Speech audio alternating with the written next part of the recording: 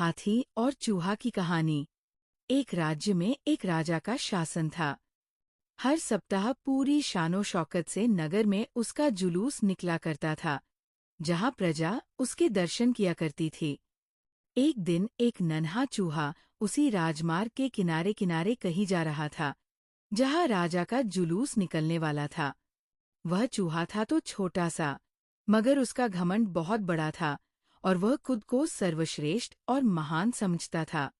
कुछ देर बाद राजमार्ग से राजा का भव्य जुलूस निकला, जिसे देखने लोगों की भीड़ लगने लगी।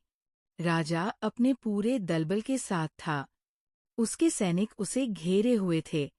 कई मंत्री और अनुचर उसके पीछे थे। वह एक विशाल शाही हाथी पर सवार था। हाथी शाही था, इसलिए उसे भव्यता से सजाया गया था और उसकी शान भी देखते बनते थी। जुलूस में हाथी के साथ एक शाही बिल्ली और एक कुत्ता भी थे। राजा का जुलूस देखने को उमड़ी भीड़ राजा के साथ साथ उसके शाही हाथी की भी प्रशंसा कर रहे थे। ये सुनकर घमंडी चूहे को बहुत बुरा लगा। वह हाथी को गौर से देखने लगा, फिर सोचने लगा, इसमें ऐसी क्या खास बात है जो मुझमें नहीं? मैं भी उस जैसा ही हूँ। मेरे पास भी 2 आँखें, 2 कान, 1 नाक और 4 पैर हैं। फिर उसकी इतनी प्रशंसा क्यों? उसके विशाल शरीर के कारण, लंबी सूंड के कारण, छोटी छोटी आँखों के कारण या झुर्रीदार चमड़ी के कारण? किस कारण? एक बार तुम लोग मुझे देख लो, उस हाथी को भूल जाओगे। मैं हाथी से ज्यादा महान हूँ।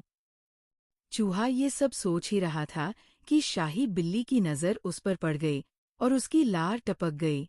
जुलूस छोड़ वह उसकी ओर लपकी। फिर क्या था?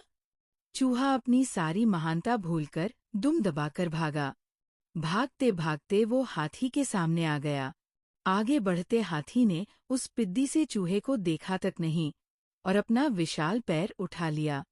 चूहा उसके पैर के नीचे कुचलने ही वाला था, मगर किसी तरह उसने खुद को बचाया। वहां से बचा तो खतरनाक कुत्ता सामने था, जो उसे देखकर गुर्राया।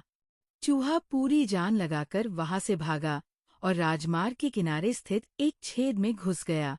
उसका सारा घमंड उतर चुका था। उसे समझ आ चुका था कि वह इतना भी श्रेष्ठ और महान नहीं। शिक्षा: किसी से मात्र रूप रंग की समानता हमें महान नहीं बनाती।